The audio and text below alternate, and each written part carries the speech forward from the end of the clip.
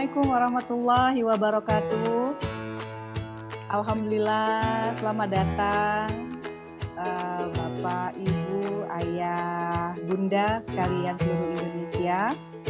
Kami mengajak bergabung, alhamdulillah, pada acara atau kegiatan yang diskusi secara online yang diadakan oleh PPS PIAUD Indonesia, di mana pada malam ini kita bergabung pada diskon Mama Ratu, diskusi online malam-malam Rabu dan Sabtu. Jadi diskusi ini setiap di Selasa malam dan di Sabtu malam.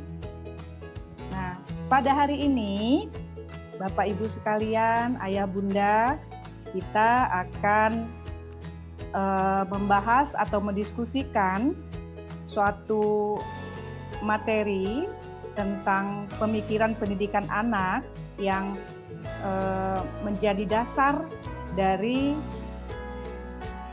pagi untuk ayah bunda juga para pendidik itu bagaimana cara mendidik anak menjadi anak yang soleh. Yang kita ambil salah satunya adalah Pak ahli di sini, ahli dari pendidikan anak itu adalah karya dari Abdullah Nasif Ulwan.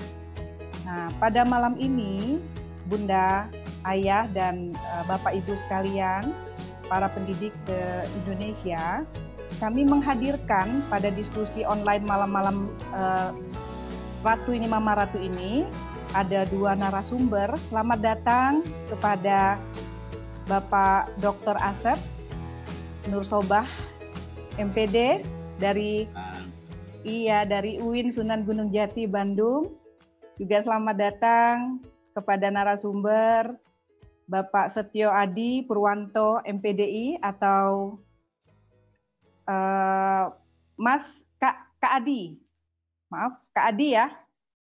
Kak Adi di sini yang bisa bergabung pada diskusi online ini untuk memberikan pencerahan mengenai pemikiran pendidikan anak Abdullah Nasif Ulwan.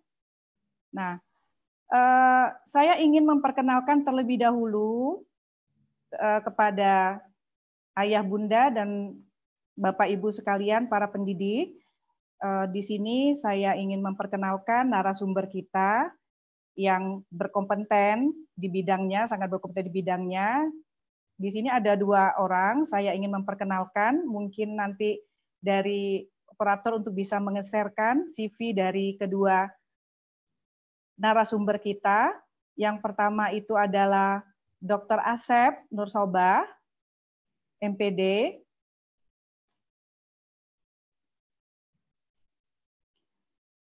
Bapak Asep, ini ada beliau adalah merupakan dosen dari UIN Sunan Gunung Jati, Bandung.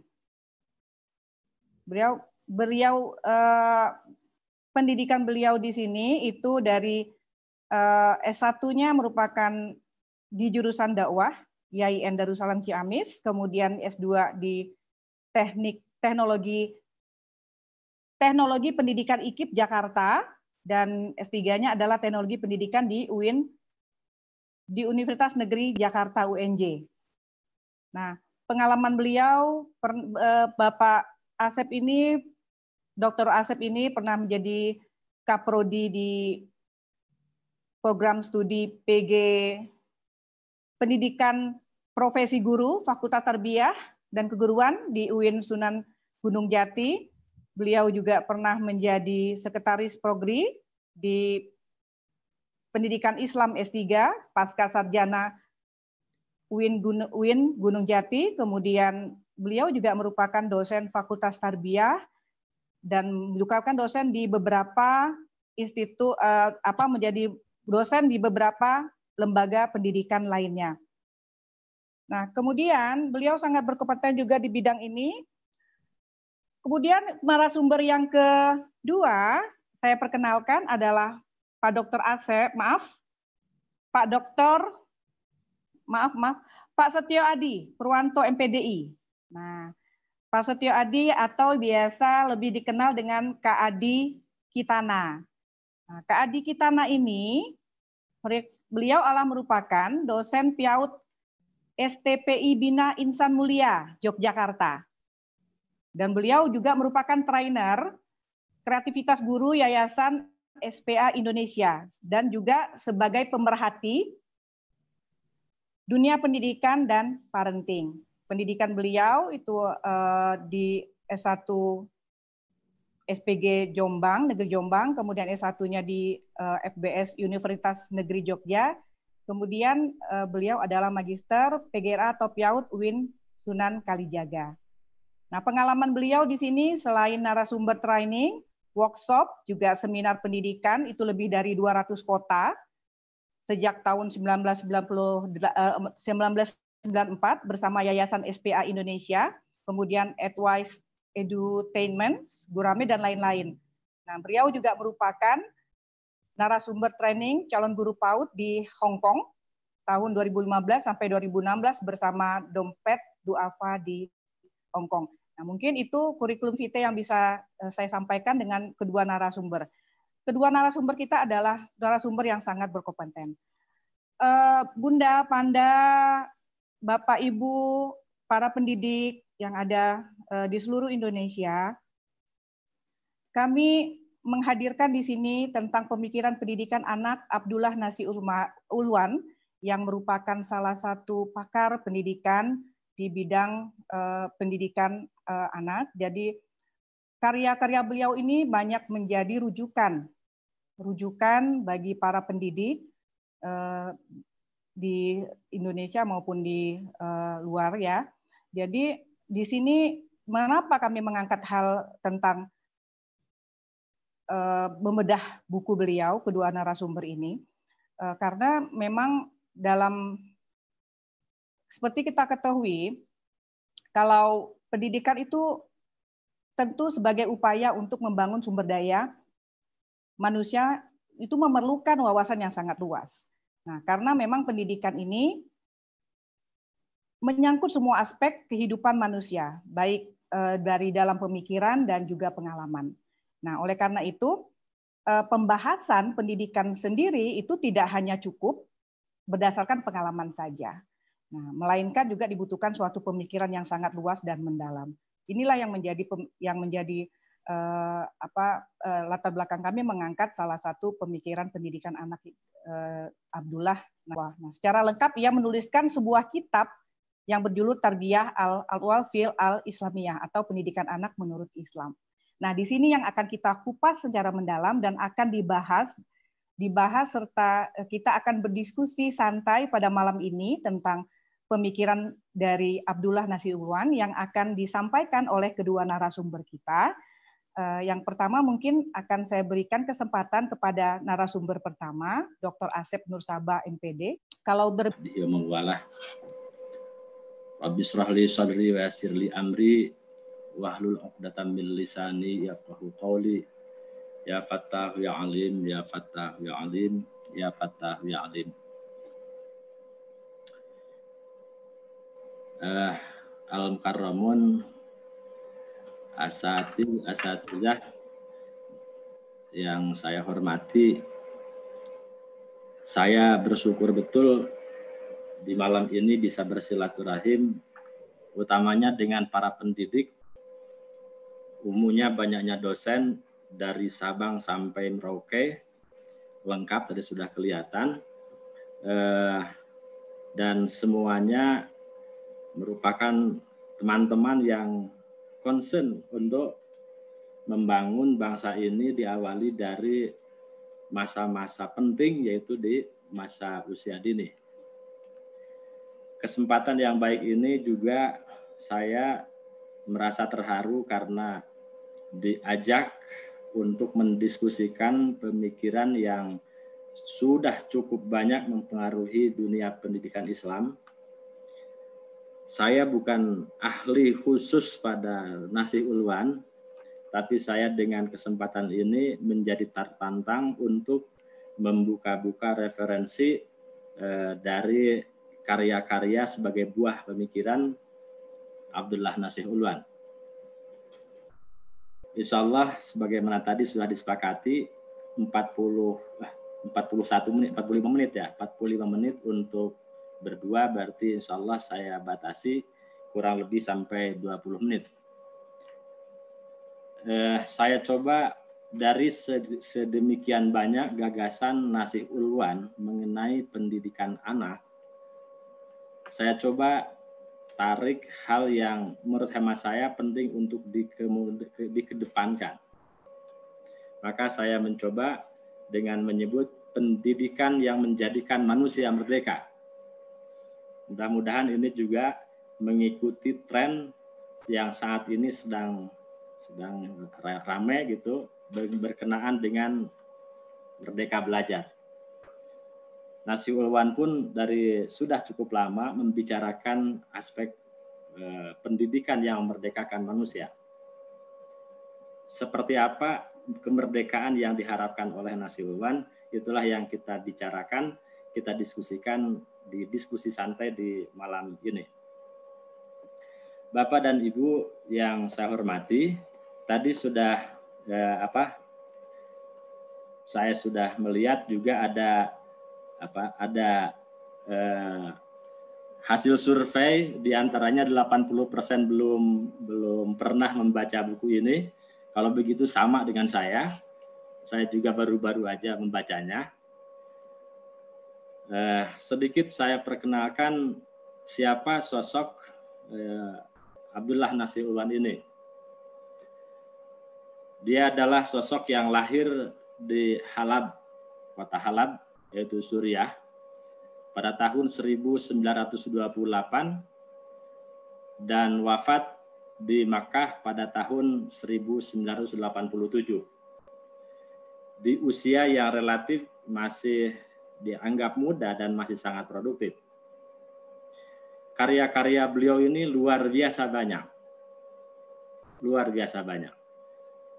Dan yang menjadi fokus utama perhatian beliau adalah at-takaful al-ijtima' fil Islam. Kurang lebih maknanya adalah tanggung jawab sosial dalam Islam.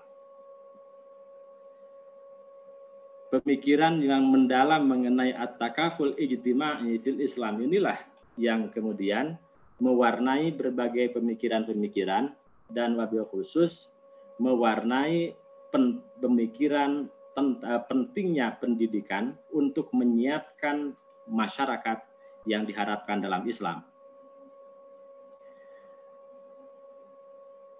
Pentingnya masyarakat dalam Islam yang betul-betul diharapkan oleh Islam menurut Nasih Ulwan itu perlu diawali dari penataan bagaimana menyiapkan individu-individu yang nanti menjadi anggota masyarakat,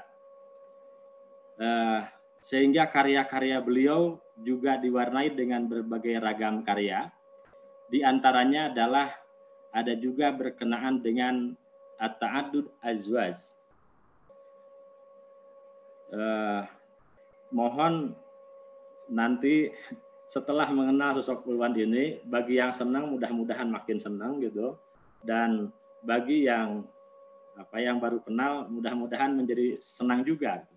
Sebab jangan-jangan saya pikir ketika dikenalkan bahwa sosok Nasih Ulwan ini juga termasuk yang mendukung terhadap ta'addud azwaj, poligami. Jadi beliau termasuk pendukung poligami. Dalam hal Pak Sigit jangan merasa mendapat dukungan ini. Dan termasuk beliau melihat ada hikmah-hikmah di balik ta'addud azwaj dalam rangka membentuk masyarakat yang maslahah. Baru kemudian diantaranya pemikiran yang mendalam berkenaan dengan itu adalah pada aspek pendidikan, yang secara khusus pada aspek pendidikan ini beliau lebih menegaskan khusus tarbiyatul aulad fil Islam. Pendidikan anak dalam Islam. Beberapa hal yang menjadi dasar pemikiran secara keseluruhan sebetulnya berbagai buku yang disusun oleh Abdullah Nasih Ulwan itu banyak bersentuhan dengan kepentingan pendidikan. Bisa berkenaan dengan tujuannya, bisa berkenaan dengan metodenya, bisa berkenaan dengan sarana prasarananya, dan seterusnya. Tapi secara khusus, karya utama yang dianggap paling monumental dan banyak menjadi rujukan pendidikan Islam adalah Tarbiyatul Aulad fil Islam. Pendidikan anak-anak dalam Islam. Kira-kira terjemah yang bisa saya terjemahkan seperti itu. Apa yang menjadi, ini sejauh yang saya baca. Ini sejauh yang saya baca. Sekali lagi, yang bisa saya pahami dari buku yang cukup luas ini, yang ingin saya coba carikan untuk bisa disajikan dalam beberapa saat ini. Dasar pemikiran yang menjadi landasan pemikiran pendidikan Islam yang dikemukakan oleh Nasir Ulwan, diantaranya adalah bagi beliau adalah Islam itu adalah agama tarbiyah dan islah. Tarbiyah yang sejalan dengan Rob itu. Agama yang membimbing, yang mengarahkan manusia. Tarbiyah, agama tarbiyah. Demikian pun Islam adalah agama islah. Agama yang menjadikan manusia menjadi lebih baik. Berikutnya, sejalan dengan hakikat manusia diciptakan oleh Allah, sebagaimana Al-Quran menyebut, A'udzubillahi minasyaitonirrajim, wa ma khalaqtul jinna wal insa illa liya'budun. Di antaranya itu, maka tujuan pendidikan itu adalah menjadikan manusia sebagai hamba Allah. Hamba Allah. Dan selain hamba Allah, juga merupakan khalifah Allah di muka bumi. Sesuai dengan tujuan tersebut, yaitu menjadi hamba Allah, maka Nasir Ulwan menegaskan, sesungguhnya pendidikan adalah dalam rangka memerdekakan manusia dari penghambaan kepada selain Allah. Dengan tarbiyah Islam, manusia dibebaskan dari penghambaan kepada sama manusia. Membebaskan manusia dari sempitnya pandangan duniawi kepada pandangan yang lebih luas. Dan membebaskan manusia dari berbagai ajaran yang tidak dianggap adil kepada ajaran yang penuh dengan keadilan dalam Islam. Saya kutipkan secara langsung, innaha at-taklif al-mustamir fi ikhrajin nas min ibadatil ibad ila ibadatillah wa min udaiqid dunya ila sa'atiha wa min juril adyani ila adlil Islam. Demikian yang saya kutip dari kitab Tarbiyatul Aulad halaman 14. Lalu dasar berikutnya adalah seperti tadi juga sudah disampaikan di awal, pendidikan anak tiada lain adalah tarbiyah, membimbing, islah, memperbaiki hidupnya, sehingga dia menjadi hamba Allah dan khalifah yang memiliki kemampuan untuk menyebarluaskan berbagai kebaikan, sehingga disebut sholih untuk mewujudkan masyarakat yang utama. Demikian pun di bawah itu saya kutipkan berkenaan dengan apa yang disebut-sebut oleh Nasir Ulwan sebagai masyarakat utama. Kemudian pemikiran berikutnya masih juga ditegaskan sebagai dasar pemikiran berkenaan dengan membebaskan manusia dari penghambaan kepada selain Allah. Ternyata program-program utama dalam pendidikan menurut beliau berakar dari 3 masalah pokok. Yang pertama adalah ketidaktahuan tentang hakikat agama. Yang kedua, kecintaan terhadap dunia dan takut akan mati. Dan yang ketiga ialah ketidaktahuan tentang hakikat muslim. Bagi beliau, yang disebut muslim itu betul-betul orang yang sepenuhnya berserah diri kepada hukum-hukum Allah.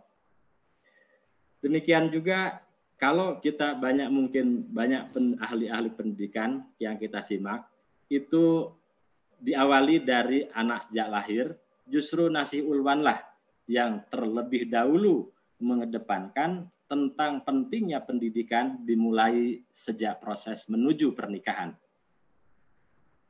Proses menuju pernikahan ini bagi beliau merupakan hal yang amat penting sebagaimana diajarkan oleh Al-Quran dan As-Sunnah. Dimulai dari memilih, dan yang dipilihnya adalah dengan kriteria yang paling akhir ialah fadfar bidzatid din taribat yadaka. Hendaklah memilih yang memiliki agama yang baik sehingga bagi kaum laki-laki akan menjadikan ketenangan. Itulah dasar-dasar utama yang dasar-dasar pemikiran utama yang ada pada pemikiran pendidikan anak menurut Nasih Ulwan. Sekali lagi sejauh yang bisa saya cerna. Berikutnya bagaimanakah praktiknya pada pendidikan anak. Yang pertama diawali dari kecintaan orang tua kepada anak itu tidak mengalahkan kecintaan kepada Allah dan Rasul-Nya. Jangan sampai malah sebaliknya, kecintaan orang tua kepada anak bisa melalaikan untuk beribadah kepada Allah. Bisa jadi pada situasi saat ini orang tua kalah oleh anak, bahkan sampai berani meninggalkan perintah-perintah Allah untuk demi kepentingan anak. Kemudian berikutnya dalam pemikiran Nasih Ulwan ini, kecintaan itu juga perlu dibarengi dengan adanya keseimbangan, yaitu dengan memberikan hukuman mendidik kepada anak. Mungkin bagi pemikiran-pemikiran Barat terutama, yang disebut hukuman itu, yaitu saat ini sudah tidak begitu familiar, tidak begitu banyak dibicarakan. Tapi Nasih Ulwan masih menyebut al-uqubat, artinya memberikan hukuman-hukuman pada anak yang bersifat mendidik, itu menjadi hal penting. Yang ketiga adalah mengamalkan berbagai sunnah yang berkaitan dengan kelahiran anak. Memberi nama, melakukan akikah, melakukan khitan, dan berbagai praktik sebagai ajaran yang diajarkan oleh Islam ketika anak lahir, itulah bagian dari pendidikan Islam menurut Nasih Ulwan. Demikian. Kemudian tidak lupa pula ada hal-hal yang bisa jadi membuat menjadikan anak menyimpang perilakunya. Di antara beberapa hal yang diungkap oleh Nasih Ulwan mengenai apa yang membuat anak-anak menyimpang perilakunya justru diawali dari persoalan di keluarga. Nasih Ulwan menegaskan di antaranya adalah yang menjadikan anak-anak rusak, ada terjadi penyimpangan adalah al-fakru, kefakiran yang ada di rumah. Tapi itu pun harus menjadi keputusan bersama menanggulangi, membantu orang-orang fakir dalam berpendidikan. Disinilah kelihatan pentingnya takaful al-ijtima, tanggung jawab bersama untuk mendidik anak, bukan hanya orang per orang dalam keluarga, melainkan harus menjadi tanggung jawab bersama. Berikutnya, yang menurut beliau juga yang bisa menjadikan anak dan perlu mendapatkan solusi adalah an-naza wasyiqaq bainal aba wal ummahat. Percekcokan di antara ayah dan ibu. Terjadi percekcokan di antara ayah dan ibu, itu pun menjadi bagian yang menurut Nasih Ulwan yang bisa membuat anak-anak menyimpang. Dalam hal inilah kira-kira penting pemikiran buat kita semua. Dalam hal pendidikan usia dini, nanti kerjasama yang erat antara orang tua dan pendidikan, lembaga pendidikan itu menjadi penting. Bapak dan Ibu, dan saya mohon maaf ini tentu karena pada umumnya hadirin adalah dosen-dosen semua, juga memahami betul bagaimana situasi mahasiswa di kampus dan seterusnya. Berkenaan dengan apa yang muncul sebutlah di setelah dewasa pun itu sangat difahami Di antaranya banyak sekali dari pengaruh-pengaruh keberadaan di rumah. Saya ulang, yang membuat juga tadi kata Nasiulwan adalah an-naza wasyiqaq bainal aba wal ummahat. Biasanya cekcok di antara ayah dan ibu. Seberapa penting ini menurut Nasiulwan? Nasiulwan menganggap amat penting membereskan ini sehingga anak-anak menjadi anak-anak baik. Saya memaknai ini, ternyata anak-anak itu melihat sosok orang tuanya, termasuk gurunya, itu dilekatkan oleh komunikasi. Kalau baik komunikasinya, maka akan menjadi baik. Karena biasanya terbentuk kesan positif atau negatif bergantung pada komunikasi. Tatkala ibu selalu menyebut-nyebut, awas nak, takut ada ayahmu. Kalau terus itu berulang-ulang, maka nanti anak akan takut kepada ayah. Tapi kalau ibu misalnya senantiasa mengulang-ulang omongan mengenai ayahmu itu, malu ada ayah, dan itu diulang-ulang, maka insya Allah anak nanti akan menjadi malu kepada ayahnya. Pengulang-ulangan komunikasi yang demikian itulah yang akan membuat kesan anak. Nah, kalau sudah takut, maka nanti anak akan jadi penakut. Kalau malu, insya Allah itu akan menjadi lebih baik karena akan lebih hati-hati. Demikian pula, kalau ayah senantiasa nyebut-nyebut di depan anaknya, bahwa ibumu itu cerewet, terus berulang-ulang, maka insya Allah akan terbentuk kesan pada diri anak bahwa ibunya adalah sosok yang cerewet. Apalagi kalau anaknya terus menerus disebut-sebut, kamu ini cerewet, kamu ini bandel, berulang-ulang terus itu dilakukan, maka insya Allah anak merasa dirinya sebagai sosok yang bandel dan dia merasa memiliki legitimasi untuk melakukan hal-hal yang bandel. Itulah diawali dari gara-gara ada an-naza wasyiqaq bainal aba wal ummahat. Nah, di antara solusinya adalah pentingnya memperbaiki hubungan yang harmonis dalam hal hubungan ayah dan ibu. Saking betapa pentingnya memperbaiki itu hubungan ayah dan ibu itu, beliau Nasiulwan menyusun khusus satu buku, bukan satu buku sebetulnya, itu risalah yang sangat menyentuh dengan menuliskan wahai para ayah yang beriman. Wahai para ayah yang beriman yang memiliki rasa cemburu.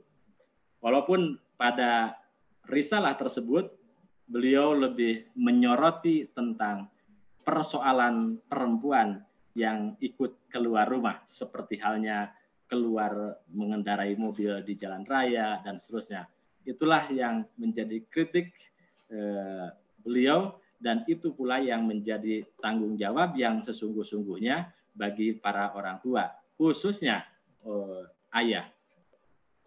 Bapak dan Ibu, berikutnya adalah dari sekian banyak penyebab yang tadi itu disebutkan, bukan hanya itu saja, tetapi ada hal lain. Tapi saya anggap pada situasi saat ini berkenaan dengan utamanya adanya gangguan hubungan yang harmonis antara ayah dengan ibu, itulah diantara yang pertama kali menjadikan penyimpangan perilaku pada anak. Dan Nasiulwan menegaskan penting diawali dari memperbaiki hubungan komunikasi antara ayah dan ibu. Berikutnya, ini sudah sejalan juga dengan apa yang diperbincangkan oleh teman-teman di diskusi malam Rabu dan malam Jumat ini, berkenaan dengan tanggung jawab pendidik yang berimplikasi, yang menunjukkan bahwa dari mana urutan materi pendidikan. Nasiulwan menegaskan, pertama pentingnya pendidikan iman. Yang kedua adalah pendidikan akhlak. Yang ketiga pendidikan jasmani. Rupanya ini sejalan dengan lagu Indonesia Raya. Bangunlah jiwanya, bangunlah raganya. Diawali dari iman. Dari iman akan memancarkan akhlak. Akhlak adalah pancaran dari adanya iman. Bagaimana Nasi Ulwan memberikan resep-resep dalam mendidik iman? Nasi Ulwan menegaskan sejak dia lahir, sesudah diungkapkan di telinganya, diperdengarkan di telinganya dengan azan dan iqamah, berikutnya lebih banyak dikenalkan dengan lafaz jalalah, la ilaha illallah. Itulah yang terus-menerus lebih banyak diperdengarkan, dilatihkan kepada anak sebelum anak mencapai usia 7 tahun. Dan setelah mulai 7 tahun lah Nasi Ulwan mengisyaratkan pentingnya memberikan perintah untuk mulai sholat. Sebagaimana diisyaratkan, boleh diperintahkan oleh hadis, murru auladakum bis sholati wahum sab'un. Perintahlah anak-anak kalian untuk sholat pada saat mereka berusia 7 tahun. Kalau masih juga belum sholat, maka pukullah, dan usia mereka pada usia 10 tahun. Jadi diulangi, pendidikan iman itu diawali jauh-jauh sebetulnya sebelum lahir, tetapi begitu lahir sudah diperdengarkan dengan lafaz jalalah, la ilaha illallah, untuk memulai menggugah jiwanya bahwa tiada Tuhan selain Allah. Pendidikan akhlak berikutnya, kemudian pendidikan jasmani seperti olahraga, pendidikan akal atau pemikiran, pendidikan kepribadian, pendidikan sosial, dan termasuk tidak dilupakan oleh Nasi Ulwan adalah pendidikan seksual. Tapi tentu ini ketika usianya sudah menjelang usia pernikahan. Pendidikan seksual itu diberikan. Lalu metode apa yang menurut Nasi Ulwan tepat untuk pendidikan ini, untuk pendidikan anak ini? Yang pertama adalah utamanya keteladanan. Jadi yang saat ini banyak bertebaran di berbagai buku pendidikan agama Islam atau pendidikan Islam, metode utama adalah metode keteladanan, diantaranya diungkap pertama kali oleh Nasi Ulwan, Abdullah Nasi Ulwan pada buku Tarbiyatul Aulad fil Islam. Yang kedua adalah pembiasaan. Yang ketiga adalah nasihat. Bapak dan Ibu yang saya hormati, berkenaan dengan pendapat Nasi Ulwan ini, yaitu nasihat, yang juga sudah dibahas oleh para penyaji sebelum saya, berkenaan dengan ayat-ayat tarbiyah, ayat-ayat tarbiyah untuk anak-anak. Nasihat ini begitu penting. Pembiasaan ini pun begitu penting. Dan nasihat dilakukan dengan cara pelan-pelan dan penuh kasih sayang. Mohon maaf Bapak dan Ibu, para ilmuwan, para ahli, para praktisi di bidang pendidikan, ini sekedar kritik saya terhadap situasi saat ini ketika berlangsung pendidikan di usia dini, utamanya di sekolah atau di PAUD ya. Saya mengkritik begini, apa iya kita ini sudah tepat begitu?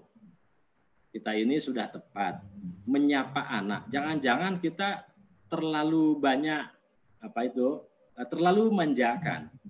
Jangan-jangan apa yang cara menyayangi anak yang dilakukan di rumah dengan dilakukan di sekolah hanya berlebihan. Mau di RA, mau di TK, mau di tempat bermain ya, bermain. Misalnya menyapanya, bagaimana sayang, sudah makankah? Apa iya di rumah juga begitu? Saya bilang kalau itu saya perkirakan, kalau itu berlangsung terus-menerus terjadi gap nanti akan terlalu berlebihan, ujungnya merasa lebih nyaman dengan guru itu semakin kuat, sementara orang tua akan ditinggalkan. Padahal menurut Nasi Ulwan itu menjadi amat penting peran orang tua. Diberikan perhatian dan pengawasan, dan baru berikutnya adalah sebagai yang terakhir yaitu hukuman. Berikut apa yang perlu melekat pada sifat-sifat yang melekat pada pendidik? Nasiwan menegaskan yang pertama kali adalah ikhlas. Ikhlasnya. Yang kedua adalah takwanya, berilmu, lemah lembut. Nah, tadi yang lemah lembut itu yang saya kadang-kadang kritik gitu. Dan berikutnya adalah tanggung jawab. Berikut ada penting dengan antar pendidik itu ada keterikatan. Yang utama, yang pertama adalah keterikatan akidah, pertautan akidah antara pendidik dengan yang dididik. Jadi ada kesamaan frekuensi dalam akidah. Kemudian ada pertautan ruhaniyah, ada pertautan pemikiran, ada pertautan kemasyarakatan, dan berikutnya mengajak mendekatkan anak dengan olahraga. Pertautan ini menuntut anak-anak, menuntut pendidik ada kedekatan, memiliki perhatian yang serius dengan yang dididiknya. Berikut ujungnya beliau menegaskan saran-saran penting, yaitu pentingnya kerjasama antara orang tua, masjid, dan madrasah. Orang tua sebagai penanggung jawab utama, masjid tempat pendidikan Islam yang utama, demikian pun madrasah untuk mengembangkan ilmu dan hikmah. Demikian sekedar pengantar. Alhamdulillah kurang dari 20 menit. Wallahu a'lam bishawab. Jazakumullah ahsanal jaza. Hasbunallahu wa ni'mal wakil. Ni'mal nasir. Wassalamualaikum warahmatullahi wabarakatuh. Waalaikumsalam warahmatullahi wabarakatuh. Terima kasih paparan tadi yang disampaikan oleh Bapak Dr. Asep Nursobah. Sangat menarik sekali tentang pemikiran Abdullah Nasiuwan ini.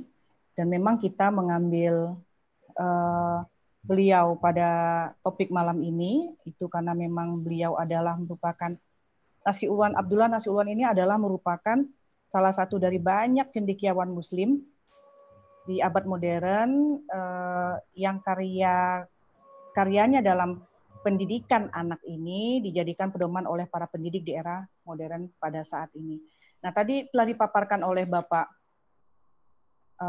Asep, itu menarik sekali. Yang paling saya menarik itu adalah menurut Nasiuwan adalah pendidikan yang menjadikan manusia merdeka atau pendidikan yang memerdekakan manusia.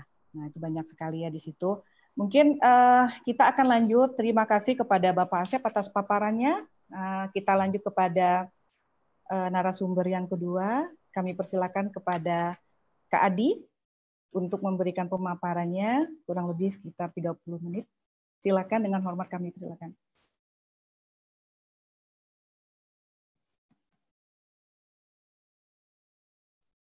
Assalamualaikum Kak Adi.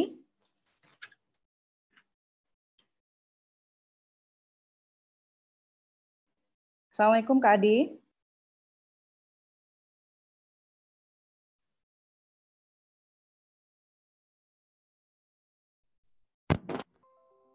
Halo Bunda, suara saya bisa didengar? Oke, saya tidak bisa mendengar suara Bunda Elva ini. Baik, mungkin jaringan atau... Oh ya, Kak Adi, halo? Ya, saya bisa dengar. Oh ya, alhamdulillah masuk. Iya, silakan Kak Adi untuk memaparkan materi pada malam ini. Baik, terima kasih Bunda Elva. Bismillahirrahmanirrahim. Alhamdulillahirrabbilalamin. Wa bihi nasta'in wa ala umurid dunya waddin wa ala alihi wa sahbihi ajma'in. Allahumma salli ala Muhammad wa ala ali Muhammad. Rabbi shrah li sadri wa yassir li amri wahlul 'uqdatam min lisani yafqahu qawli. Bismillahirrahmanirrahim. Ayah Bunda, rekan-rekan dosen dan para pendidik PAUD yang saya hormati. Berbahagia sekali saya malam hari ini bisa bergabung dalam forum diskusi online. Ini namanya cukup keren ya, memberi tajuknya Diskon Mama Ratu. Ya, saya sepakat dengan yang disampaikan oleh Bunda Elva. Forum ini karena forum diskusi ya, bukan webinar, bukan seminar atau workshop. Saya ingin menempatkan saya sebagai rekan diskusi. Jadi kita ngobrol santai, seperti yang disampaikan di awal oleh Bunda Elva tadi. Kita pokoknya diskusi santai. Siap. Saya melanjutkan apa yang disampaikan oleh Dr. Asep Nursobah yang sudah sangat lengkap, luar biasa ini Pak Dr. Asep. Materi saya dihabis. Oke, saya banyak berguru pada beliau malam hari ini. Dan buku Abdullah Nasih Hulwan yang malam hari ini sedang kita diskusikan, tadi sudah hampir semuanya dikupas oleh beliau. Saya mungkin tinggal menambahkan sedikit, kemudian nanti kita lanjutkan dengan diskusi, begitu ya Bunda Elva ya? Ya, siap. Baik, saya masuk ke slide saya. Ya. Belakang.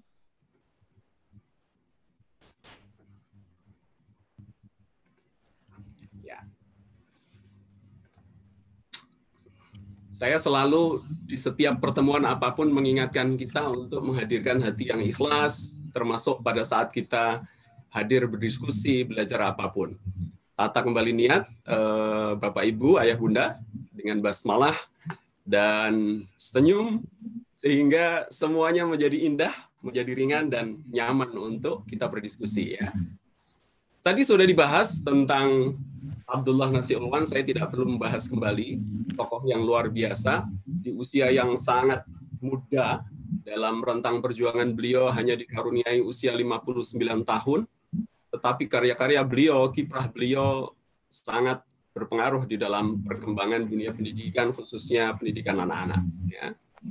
Meskipun beliau tidak mengkhususkan juga pada bidang Tarbiyatul Aulad sebenarnya, karena beliau kuliah S1-nya di Usuluddin, kemudian melanjutkan syariah kalau nggak salah ya, sehingga karya-karya beliau justru lebih banyak pada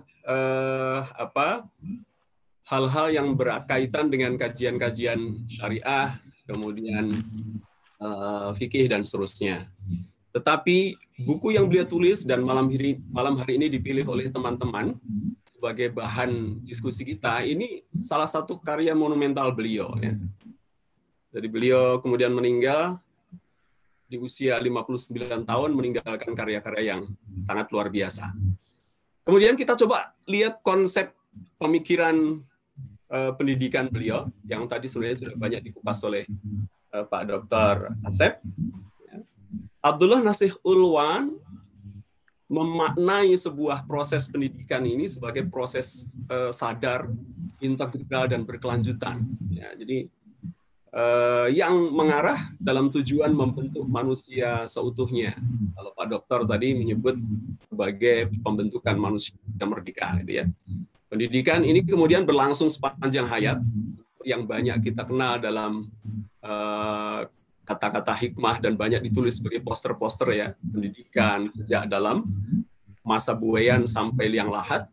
Itu betul-betul tercermin dalam tulisan beliau pada buku yang sangat tebal ini ya, lumayan tebal, 900 halaman kurang lebih ya. Dan tiap fase perkembangan pendidikan ya beliau soroti sebagai sebuah tahap yang sangat berperan dalam menentukan hasil akhir pembentukan karakter seseorang. Mengembangkan semua aspek potensi kecerdasan anak, sehingga kalau kemudian kita hubungkan dengan teorinya Howard Gardner, sebenarnya beliau pun sudah menyatakan ini, memberi dukungan bahwa pendidikan pada anak harus memperhatikan hal-hal yang menjadi minat anak. Beliau katakan dalam satu penjelasan di bukunya itu, seorang anak yang pandai matematika itu karena dia dikaruniai otak yang cerdas dan tidak bisa dipaksakan pada anak-anak yang lainnya. Ya. Sehingga seorang guru kalau mengacu pada pandangan Nasih Hulwan, maka dia perlu mencermati kecenderungan anak-anak. Anak-anak punya potensi kecerdasan yang sangat beragam. Nah, kemudian kita bisa lihat pokok-pokok pikiran yang dituangkan Nasih Hulwan di dalam kitabnya Tarbiyatul Aulad fil Islam dalam 3 bab besar.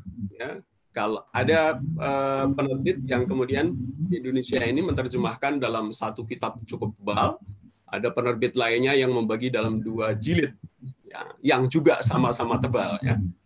3 bab itu berbicara yang pertama tentang keluarga sebagai pondasi pendidikan anak. Tadi sudah banyak sekali dibahas oleh Dr. Nursobah terkait pembahasan pertama ini. betapa pentingnya proses pendidikan itu diawali sejak jauh sebelum kita menentukan pasangan. Membentuk karakter positif pada diri kita, dan akhirnya memilih pasangan yang terbaik. Dan yang cukup menarik, Ayah Bunda, pernikahan sebagai sebuah momentum dalam salah satu perjalanan manusia itu menjadi sangat penting bagi ayah dan ibu. Kenapa begitu? Karena Nasih Ulwan mengatakan pernikahan itu akan menumbuhkan naluri kebapaan dan keibuan. Yang ini tidak akan tumbuh ketika seseorang belum menikah.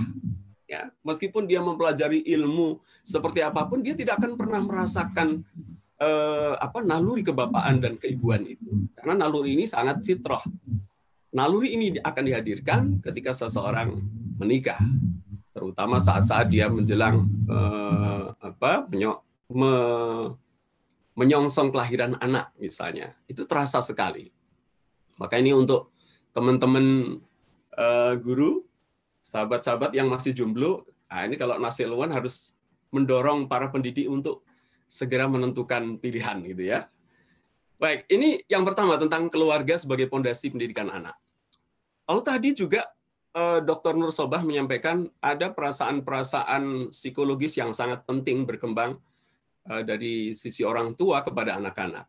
Jadi misalnya perasaan orang tua itu mencintai anaknya. Hampir semua orang tua pasti mencintai anaknya. Meskipun dalam ekspresinya bisa jadi anak tidak merasa dicintai. Ya. Dan mencintai anak menurut pandangan beliau adalah sebuah karunia dari Allah. Ya. Maka kalau dalam psikologi pendidikan itu kita mengenal ada istilah kipidol.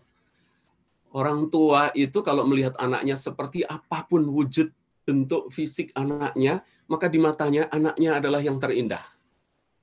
Naluri cinta itu dihadirkan oleh Allah sedemikian indah bagi setiap orang tua. Jangankan manusia, seekor induk macan pun melihat anaknya itu begitu lucu. Ya. Jadi kipidol. Yang kedua, kitab kedua, bab kedua dalam buku beliau ini berisi tentang tanggung jawab pendidikan. Kalau ayah bunda para guru PAUD mungkin lebih mengenal pembahasan ini sebagai aspek-aspek perkembangan anak usia dini. Kurang lebih begitu, nanti akan kita coba bandingkan. Meskipun Abdullah Nasih Ulwan melihat dari sudut pandang yang berbeda. Dan pada kitab yang ketiga, bab terakhir dalam buku ini, beliau menjelaskan tentang metode dan sarana pendidikan yang terbaik buat anak-anak. Ayah bunda dan bapak ibu dosen yang saya hormati, teman-teman diskusi malam hari ini, semua apa yang dicurahkan oleh Nasih Ulwan yang ditulis dalam kitabnya ini, menurut saya hampir semuanya mengarahkan, memfokuskan tarbiyah itu pada porsi yang besar pada peran guru. Ya. Ketika beliau menyoroti tentang anak pun, yang menjadi sudut pandang terutama adalah sudut pandang seorang pendidik. Ya. Maka saya tuliskan ketiga bab secara keseluruhan menunjukkan fokus pemikiran Nasih Ulwan dalam pendidikan itu terutama pada sosok guru. Ya. Maka tidak salah kita sering mendengar ada kata-kata hikmah yang luar biasa, sering diulang-ulang ya dalam berbagai perkuliahan kita. At-thariqatu ahammu minal maddah.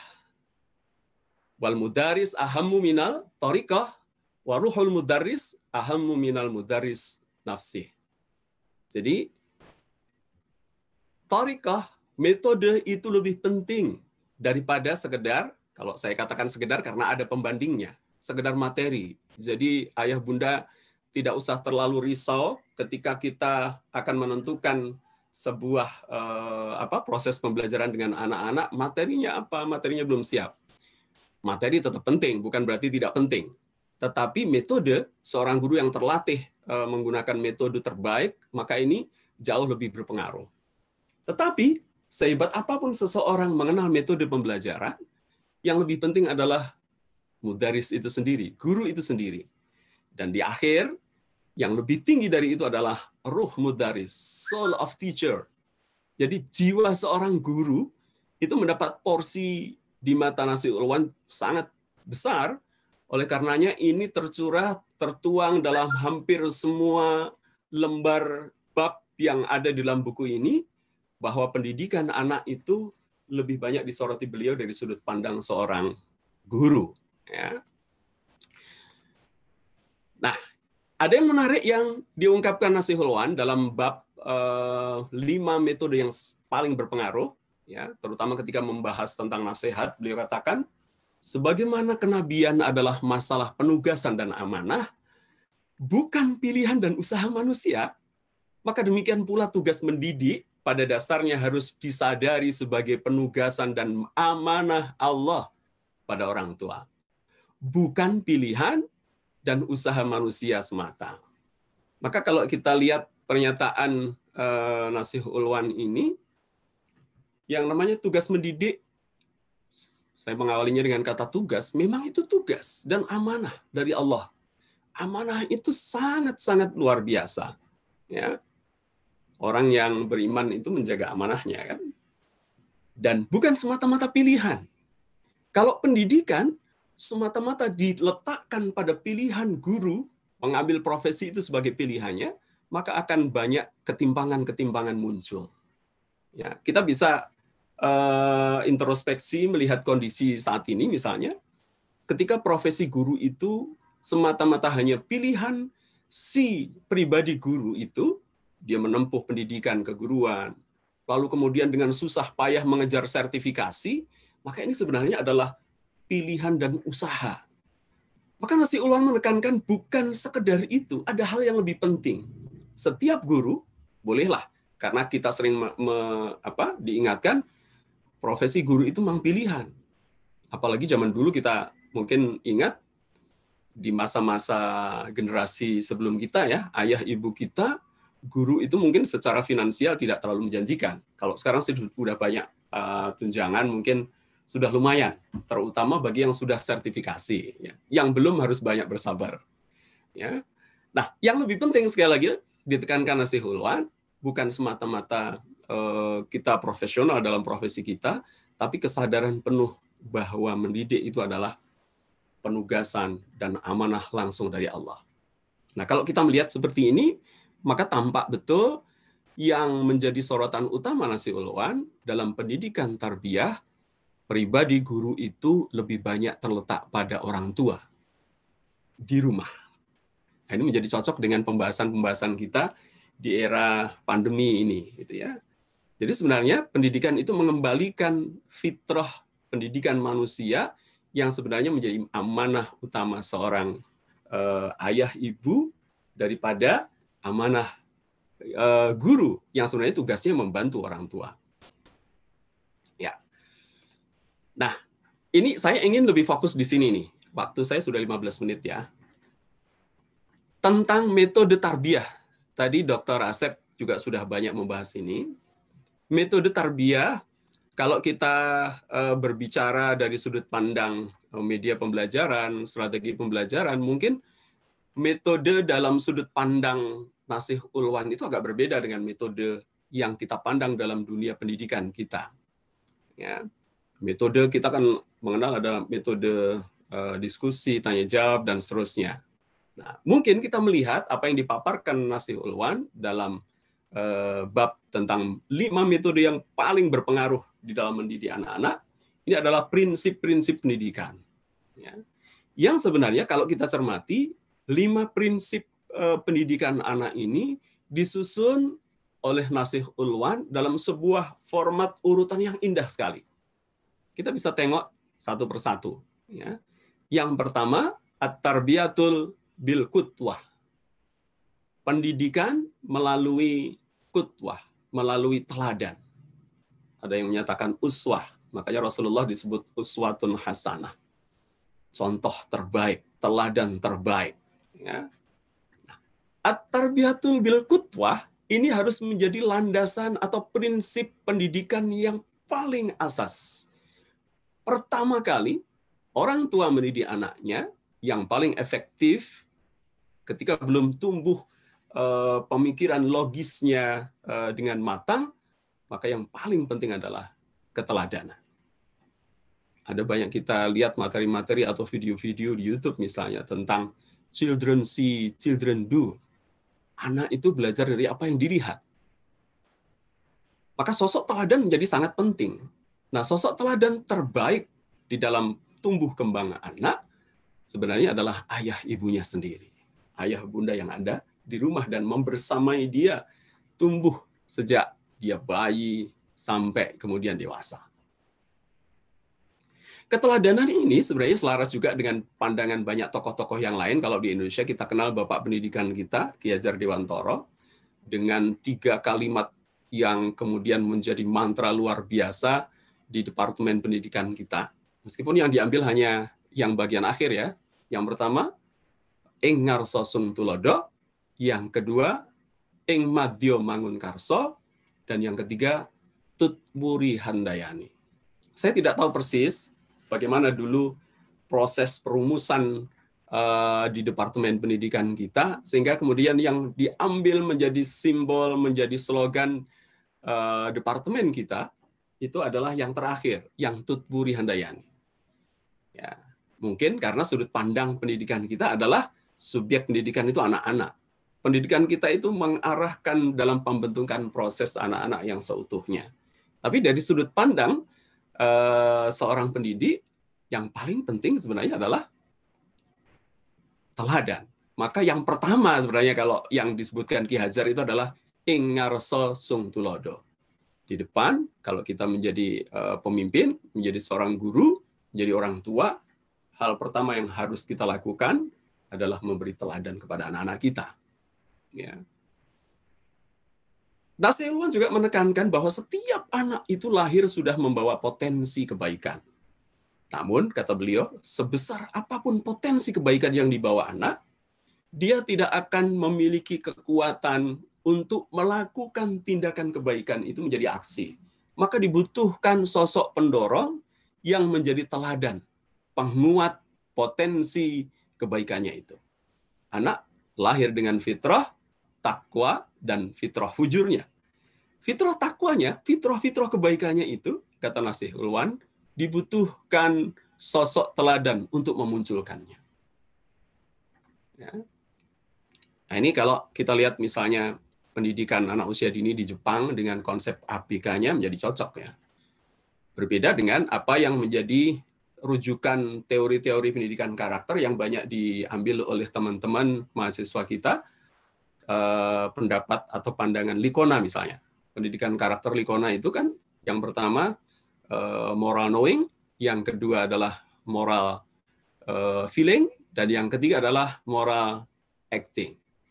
Pertama dimulai dari pengetahuan atau pemahaman moral. Kemudian perasaan, merasakan, terlibat dalam suasana emosi moral. Dan yang ketiga, ketika anak sudah memiliki pengetahuan moral tentang baik buruk, kemudian dia merasakan dalam sebuah aktivitasnya dengan melihat, dengan melalui panca inderanya. Yang ketiga, diharapkan akan muncul moral acting, perilaku moral, ya, aktivitas moral. Tetapi ini berbeda sudut pandangnya dengan Nasih Ulwan atau konsep pendidikan di Jepang yang menggunakan prinsip ABK, attitude before knowledge. Ya. Jadi yang penting anak melihat, lalu anak melakukan, ya, lalu dia akan merasakan itu sebagai sebuah kebaikan. Ternyata kebaikan itu mendatangkan kenyamanan, kebaikan itu mendatangkan kebahagiaan, kemudian dirumuskan menjadi pengetahuan. Prosesnya dibalik. Maka pendidikan, sekali lagi, kalau Abdullah Nasih Ulwan menyebutnya sebagai metode tarbiyah yang paling berpengaruh dalam pendidikan anak, saya lebih suka menyebutnya sebagai prinsip pendidikan anak. Yang pertama memang harus bil qudwah, dengan teladan. Sulit bagi anak-anak kita berkembang tanpa keteladanan. Nasih Ulwan juga menekankan seorang guru yang culas misalnya, seorang guru yang khianat, seorang guru yang tidak jujur, maka dia pun akan melahirkan murid-muridnya yang semacam itu. Jadi seorang guru, kalau dalam pandangan Nasih Ulwan, tadi Dr. Asep menekankan ada banyak karakter-karakter dasar yang harus dimiliki seorang guru, ada ikhlas, ya, dan seterusnya tadi. Kalau kita mengenal dengan istilah kompetensi guru ya, kompetensi pedagogi, kompetensi sosial, kompetensi personal, dan kompetensi profesional ya. Nah, ternyata Nasil Ulwan juga memetakan betapa pentingnya potensi-potensi kebaikan seorang guru itu karena dia dituntut menjadi teladan bagi muridnya. Kalau dia seorang ayah atau ibu, dia dituntut menjadi teladan bagi putra-putrinya. Yang kedua, tahap yang kedua, ketika seseorang sudah mengajarkan dengan keteladanan, yang perlu dilakukan untuk penguat adalah mendidik dengan pembiasaan. Pembiasaan itu dilakukan ketika sudah ada teladan. Maka jangan dibalik-balik. Seorang anak yang mendapatkan teladan dalam kehidupan di rumahnya bersama keluarganya, kemudian ayahnya melalui sebuah proses pembiasaan. Jadi teladan yang diulang-ulang itu menjadi pembiasaan. Ya. Tadi Dr. Asep juga menekankan pentingnya pengulangan-pengulangan. Karena pengulangan-pengulangan itulah yang membangun kebiasaan. Dan kebiasaan itu nanti yang membangun karakter seorang anak. Jadi dari teladan, kemudian dikuatkan dengan pembiasaan. Pembiasaan itu bisa juga dilakukan kalau kita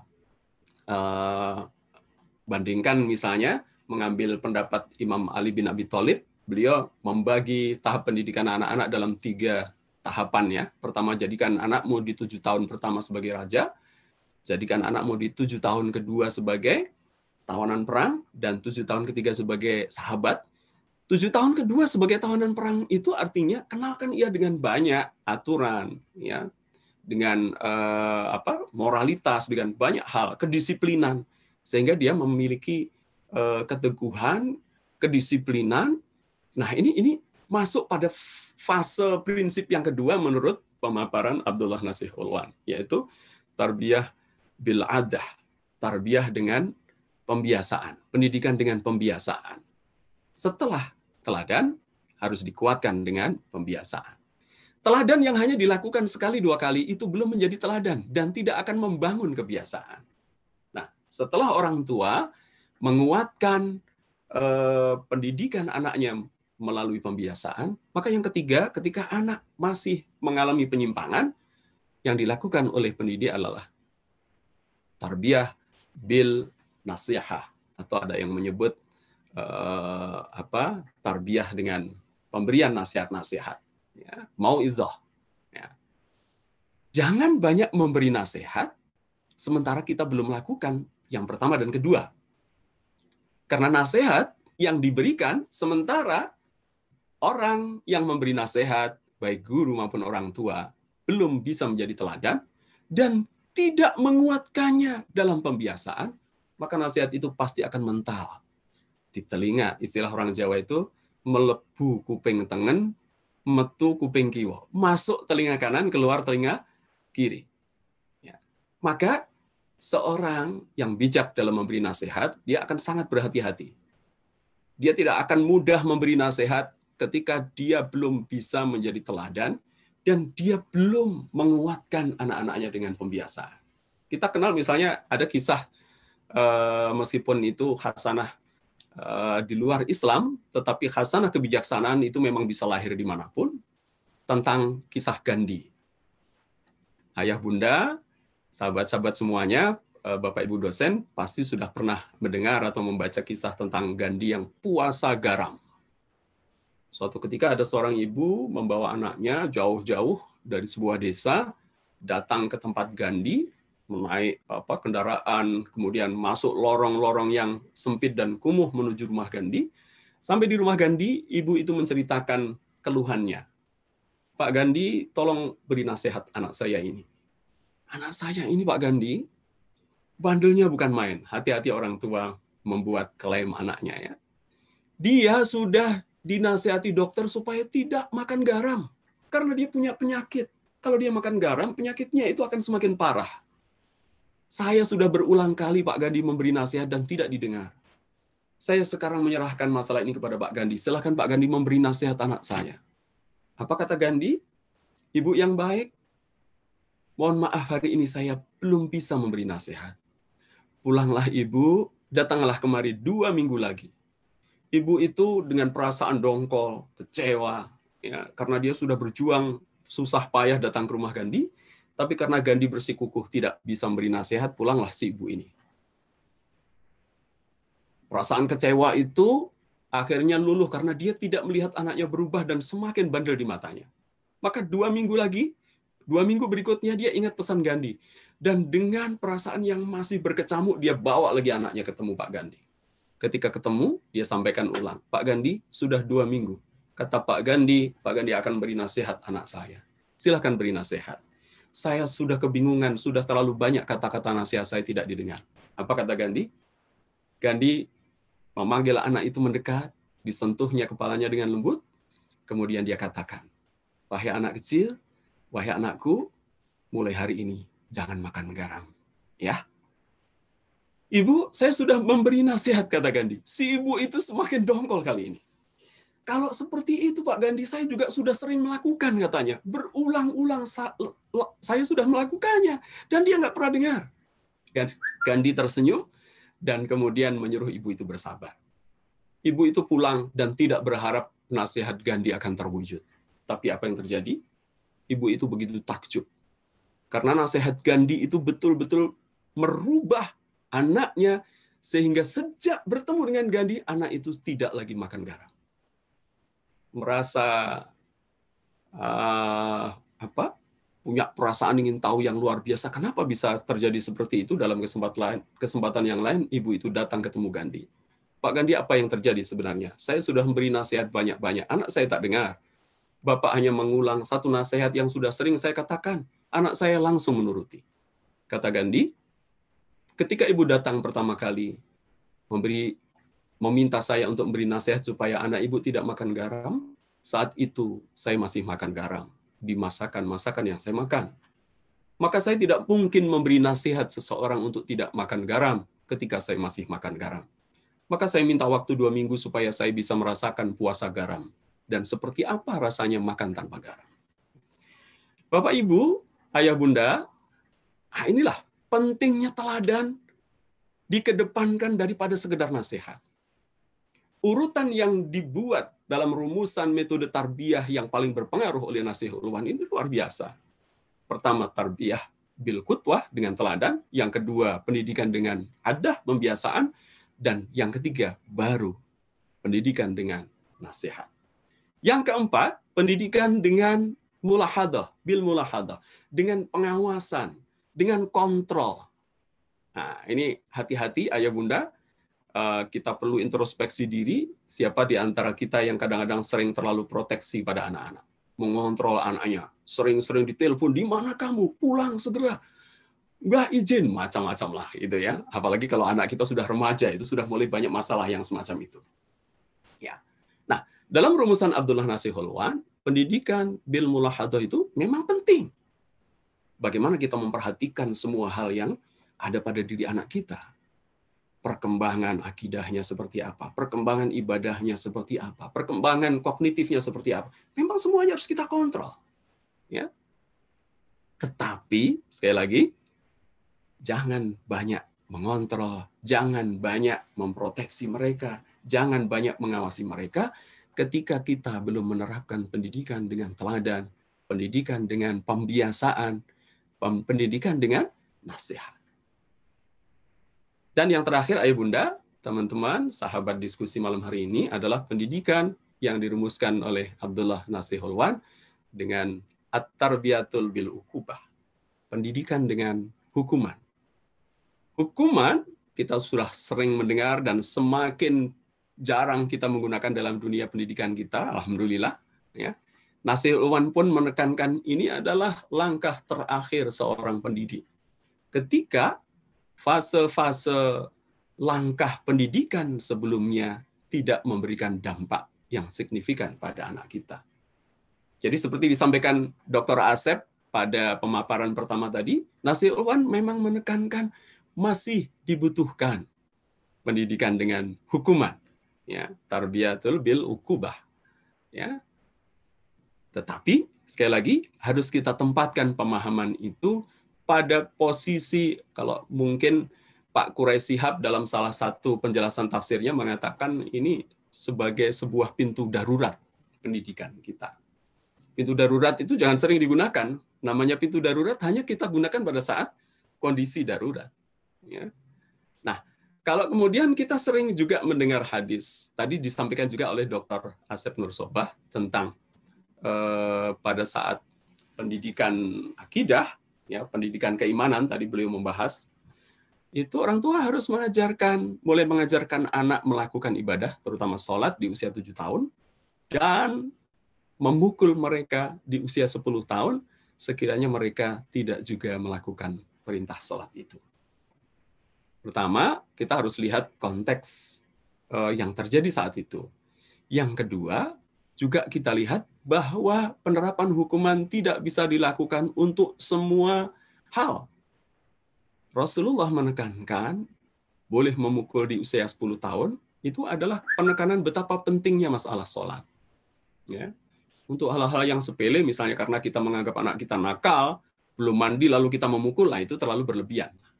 Baik, Ayah Bunda, teman-teman sahabat diskusi malam hari ini, itu 5 prinsip pendidikan yang oleh Abdullah Nasih Ulwan disebut sebagai metode tarbiyah yang paling berpengaruh dalam mendidik anak. Nah, ini yang menjadi penekanan saya, tadi sudah disampaikan Dr. Asep, tetapi saya menekankan lagi di bagian ini. Nah, terakhir, Ayah Bunda sekalian, ini tadi sudah disampaikan juga secara singkat saja, saya ingin membandingkan betapa ini sekaligus menguatkan bahwa pandangan Abdullah Nasih Ulwan tentang pendidikan itu memang pendidikan dari sudut pandang guru, sudut pandang pendidik. Dalam kitabnya yang cukup tebal itu, hampir semuanya dikupas detail terutama dari sudut pandang pendidik. Ya. Sehingga beliau melihat 7 hal ini sebagai 7 tanggung jawab pendidikan anak. Pendidikan iman, pendidikan moral, pendidikan fisik, pendidikan akal, pendidikan kejiwaan, pendidikan sosial, dan pendidikan seksual. Tadi sudah banyak dikupas oleh Dr. Asep. Kalau kita bandingkan pendidikan dari sudut pandang anak, sebagaimana rumusan yang banyak digunakan teman-teman guru PAUD, maka kita akan melihat ada 6 aspek perkembangan anak usia dini. Kita lihat, ini hampir sama. Ya, cuman penggabungan dan penekanan Nasih Ulwan kepada hal-hal yang bersifat keagamaan. Tauhid. Iman dan moral dijadikan satu dalam rumusan 6 aspek perkembangan anak usia dini, sehingga iman dan moral dalam paparan Nasih Ulwan kemudian menyatu menjadi aspek agama dan moral.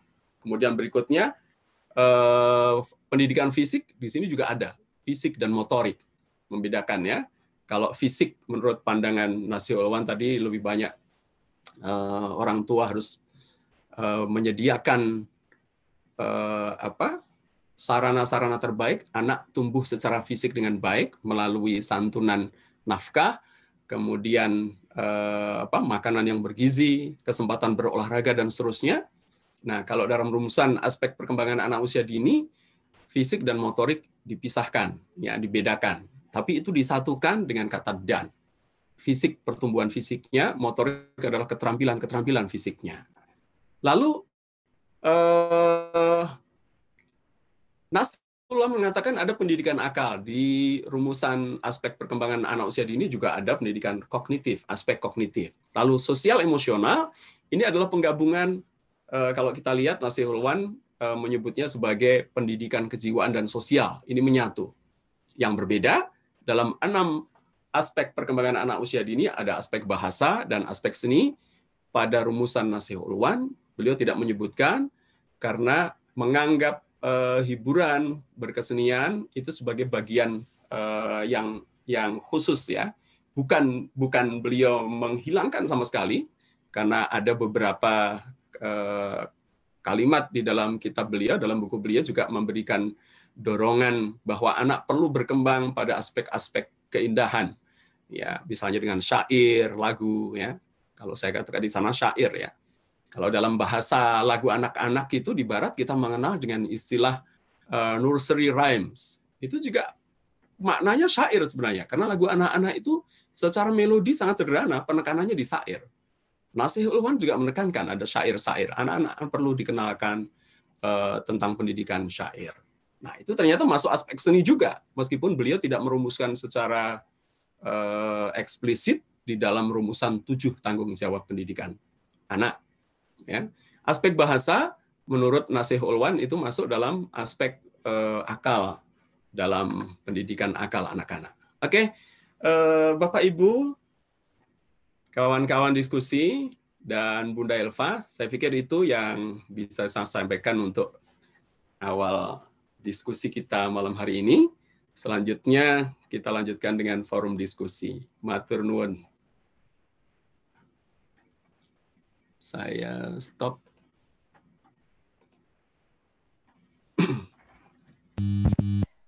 Subhanallah, terima kasih kepada Kak Adi Quintana yang sudah memaparkan luar biasa paparan narasumber, Bapak Dr. Asep Nur Sabah dan Kak Adi Quintana mengenai pemikiran dari Nasihul Ulwan ini. Bunda Panda, Ayah Bunda, para pendidik di Indonesia, sudah dipaparkan banyak sekali tentang pemikiran terkait pendidikan anak di sini, termasuk adalah tadi konsep pendidikan menurut Nasihul Ulwan, kemudian metode-metode yang efektif, kemudian juga prinsip pendidikan serta aspek-aspek pendidikan menurut Nasihul Ulwan di sini.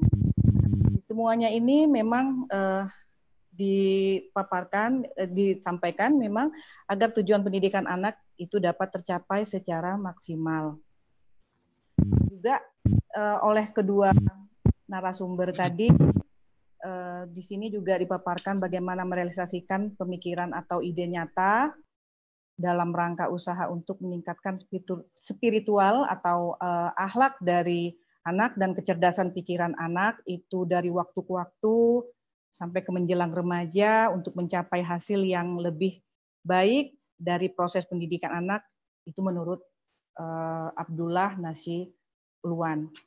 Nah, untuk lebih lanjut di sini kami akan membuka sesi pertanyaan karena saya dari Pontianak, bolehlah saya ingin berpantun sedikit. Tiram dan siput di tepi karang, kerang mati atas perahu. Jikalau ada berita yang belum terang, sila sampaikan jangan malu. Jadi kami akan membuka sesi pertanyaan, tapi mohon maaf karena di sini karena menarik dan materi pada malam ini banyak sekali pertanyaan-pertanyaan yang masuk, baik via SMS dan juga YouTube. Namun mohon maaf karena keterbatasan waktu, kami harus memilih beberapa pertanyaan saja. Walaupun dari pertanyaan-pertanyaan tadi ada beberapa yang mungkin sudah terjawab langsung pada saat pemaparan materi yang disampaikan oleh kedua narasumber kita tadi. Nah, mungkin kami akan pilih dulu, kita akan buka diskusi santai kita kepada narasumber, boleh disampaikan. Oh iya,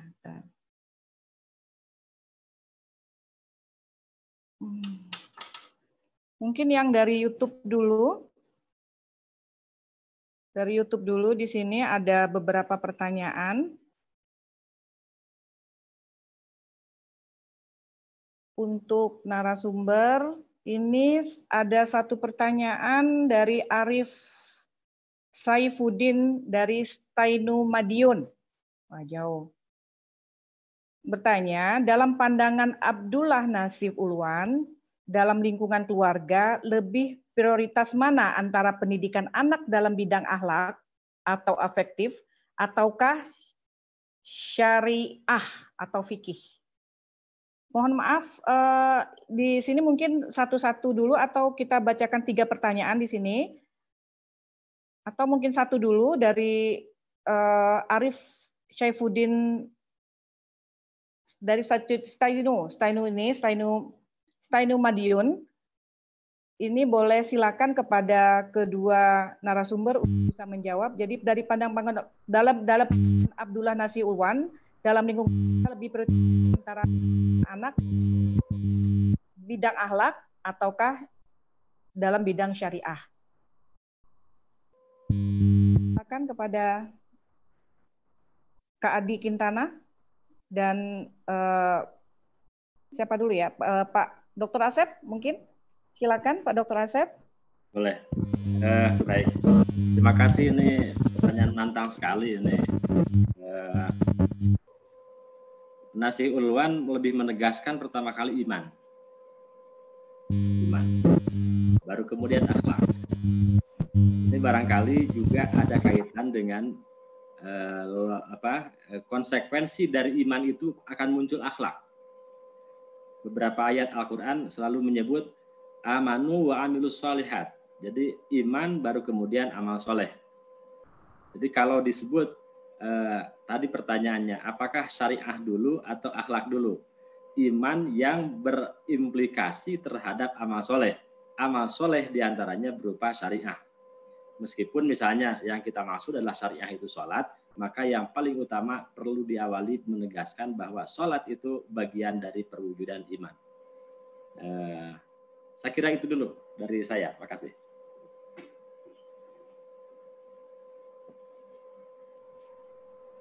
Saya perlu menambahkan, Bunda Elvi. Tapi sebenarnya kalau pertanyaannya itu sudah terjawab langsung dari Dr. Asep ya. Mungkin dilanjutkan dengan pertanyaan yang lain. Saya sepakat yang itu. Siap. Ya. Yang kedua ini ada dari Hafiduddin. Bagaimana konsep pendidikan merdeka yang diusung oleh Nasih Ulwan dihubungkan dengan konsep pendidikan Mas Menteri? Wah, ini ada masuk. Ini Dokter Asep lagi nih. Semoga Pak Dokter. Iya, baik. Ya tentu berbeda lah, ya. Itu pasti berbeda. Mungkin yang saya sebut merdeka itu penekanan saya saja. Yang saya pahami dari apa yang dipikirkan oleh Nasih Ulwan ketika menyebut bahwa pendidikan Islam ialah dalam rangka menjadikan orang ini benar-benar sebagai hamba. Yang dimaksud adalah Abdullah. Ketika itu Abdullah dinyatakan sebagai Abdullah, maka berarti harus terbebas dari penghambaan terhadap hal-hal lain, yaitu hanya penghambaan kepada Allah. Jadi kalau dikaitkan dengan merdeka belajar yang saat ini sedang dicetuskan oleh Mas Menteri, beberapa hal yang saya maksud itu pasti berbeda gitu. Kesamaannya mungkin ada beberapa hal, yaitu dalam hal memastikan bahwa pendidikan itu bisa mencapai hakikat kemanusiaan yang hakiki gitu. Nah, bagi Nasih Ulwan, hakikat kemanusiaan hakiki bagaimana yang diajarkan Al-Qur'an adalah menjadi Abdullah dan Khalifatullah fil ardh. Barangkali demikian. Terima kasih. Ya. Sekedar tambahan sedikit, Bunda Helva dan Pak Dr. Asep boleh nih ya? Betul. Iya. Sebenarnya saya juga sama seperti yang dipaparkan Pak Dr. Asep. Hanya mungkin saya menambahkan beberapa pernyataan Nasih Ulwan dalam kitabnya itu. Beliau sangat mendorong orang tua untuk mencermati anak-anak pada aspek-aspek minat bakat mereka. Ya. Nah, ini barangkali juga kalau dihubungkan dengan pendidikan yang merdeka belajar itu, anak memiliki kesempatan untuk belajar bidang-bidang yang menjadi minatnya. Ya. Tentu saja, sepakat juga dengan Dr. Asep, sebenarnya konsep Nasih Ulwan sangat berbeda dengan apa yang dipahami teman-teman mungkin terkait merdeka belajarnya Mas Menteri, ya.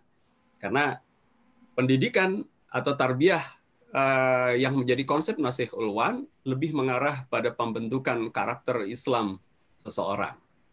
Jadi keimanannya menjadi tumpuan awal, dasar awal, kemudian dilanjutkan dengan tanggung jawab pendidikan-pendidikan yang lain. Ya. Jadi penekanannya sebenarnya adalah kalau Dr. Asep tadi menekankan adalah pendidikan untuk menjadi seorang Abdullah, menjadi hamba Allah yang terbaik. Hingga kemerdekaan bagi anak-anak justru mungkin dilihat dari pernyataan Nasihul Ulwan itu dengan memberi kesempatan anak belajar menurut tahap-tahap kemampuannya, 1. 2, belajar menurut minatnya. Ya, sampai meskipun tidak menyebut secara eksplisit, tetapi Nasihul Ulwan juga mengambil pandangan-pandangan Al-Ghazali yang berbicara tentang pentingnya anak dikenalkan tentang syair, ya, pendidikan keindahan, dan seterusnya. Artinya sebenarnya Nasihul Ulwan mengakomodir kesempatan anak untuk mempelajari banyak hal, bidang-bidang yang menjadi minat kemampuannya. Ditambah lagi di era saat ini, anak-anak kita lahir sebagai generasi yang super milenial itu ya, itu kemampuannya pasti amat sangat berbeda dengan kita, tantangannya pasti amat sangat berbeda juga dengan kita, sehingga kalau kita boleh berpikir kritis, maka kita bisa mengambil apa yang menjadi nasihat atau kata-kata hikmah dari Ali bin Abi Thalib, dan pada pernyataan lain diucapkan juga oleh Umar, didik anakmu sesuai zamannya, ya, karena dia terlahir berbeda denganmu. Jadi mendidik disesuaikan tidak sekedar kompetensi anak, tetapi juga pada kondisi zaman anak itu. Gitu. Saya pikir itu penekanan untuk pertanyaan yang kedua tentang merdeka belajar tadi ya. Sesuatu yang berbeda, tetapi ini menarik ya Pak Dr. Asep untuk menjadi kajian kita. Kita bisa mencari kesamaan dan perbedaannya tanpa harus kemudian saling mencaci. Begitu Bunda Elva dan teman-teman.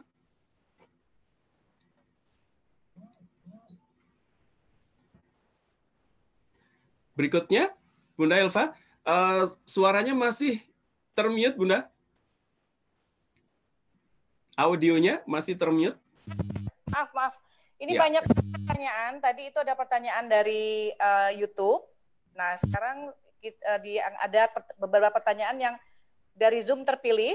Ini ada dari Evi Muafia, itu dari YIN Ponorogo. Bertanya bagaimana pendapat Nasihul Ulwan terhadap poligami dan apa relevansinya dengan pendidikan anak.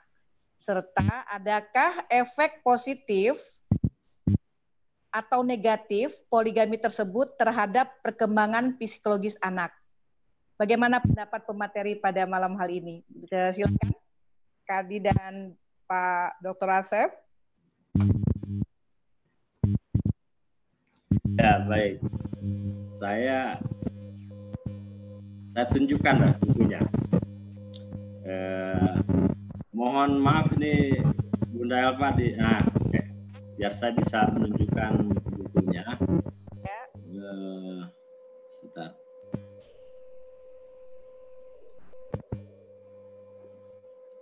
Benar-benar ini pemikiran Nasihul Ulwan yang agak nyeleneh juga gitu ya.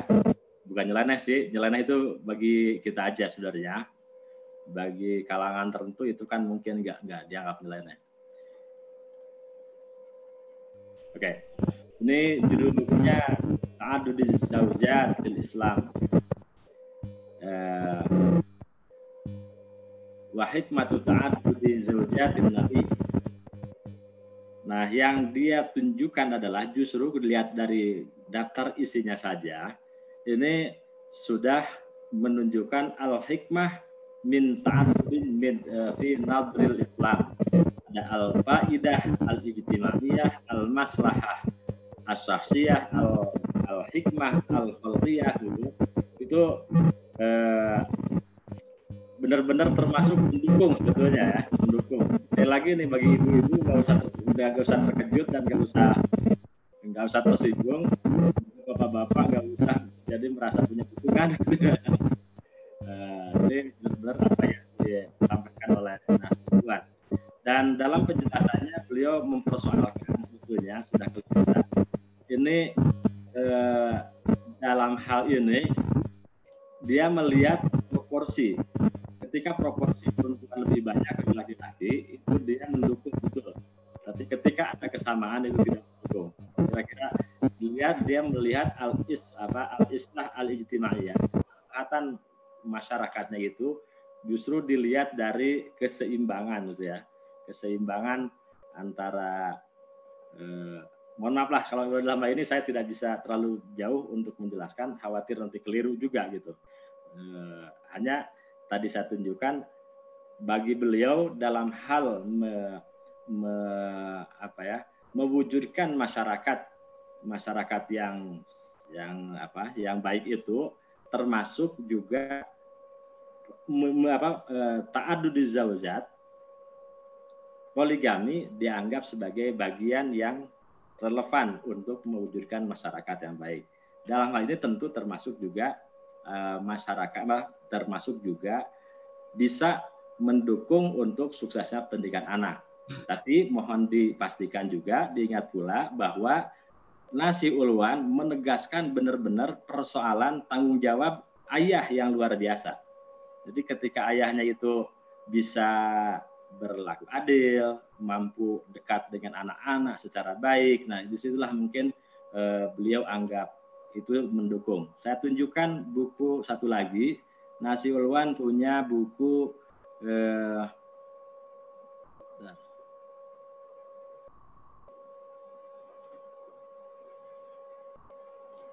nah ini bukunya ini. Jadi seruan kepada para ayah, ini merupakan risalah surat. Judulnya adalah Ila kulli abin guyur yu'minu billah. Untuk setiap ayah yang cemburu, yang beriman kepada Allah. Apa yang beliau persoalkan? Beliau juga mempersoalkan peran ayah dan peran ibu, peran suami dan istri. Ada kata beliau mas'uliyah al-ab nahwal aulad, tanggung jawab para bapak, para ayah di sekitar anak-anak, untuk anak-anak dan seterusnya. Ke sini beliau menegaskan beberapa hal yang menjadi rusak, ini beberapa hal ya. Jadi kita terbuka sajalah atau pemikiran. Ada yang mungkin banyak relevansinya dengan kita, ada juga yang mungkin bagi kita perlu pemikiran sesuaian dengan kondisi-kondisi kita. Ila kulli abin guyur yu'minu billah. Assalamualaikum warahmatullahi wabarakatuh dan seterusnya. Nah, ini yang jadi perhatian beliau. Fa antumul an fi usrin yatasimu bil jahiliyah. Kata beliau, kalian saat ini berada pada masa yang dinamai dengan jahiliyah. Di antaranya apa tanda-tandanya? Khurujun nisa fis syawari', keluarnya kalangan perempuan di jalan-jalan. Al-ikhtilatu sya'ni fil masaif. Ini berkenaan dengan peran-peran orang tua, peran-peran ibu di luar rumah. Jadi rupanya kalau situasi saat ini kita tidak bisa sepenuhnya seperti itu, ya perlu pertimbangan lagi lah. Jadi kalau pertanyaannya apakah relevan, menurut Nasi Ulwan relevan. Tapi dengan syarat, ada syarat-syarat khusus, diantaranya tanggung jawab penuh dari suami, dari ayah, dan juga ada etika-etika khusus berkenaan dengan hak-hak privat dan hak-hak publik untuk perempuan.